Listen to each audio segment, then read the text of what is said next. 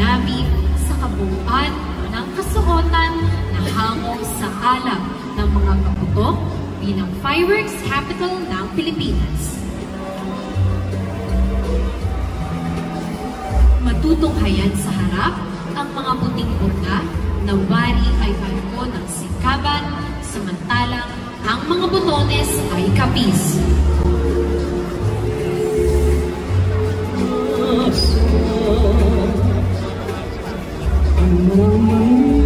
Ang gintong palamuti ay hango sa kawayang bukawi na likha ni Ginoong Ron Mariano ng Bordado Amano, Pilipinas.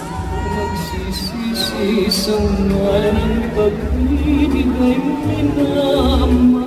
Ang Barong Bukawi ay obra ni Chef de la Cruz na sumasalamin at nagpupugay sa kulay na sining at kultura ng ikilang bayan ng Bukawi.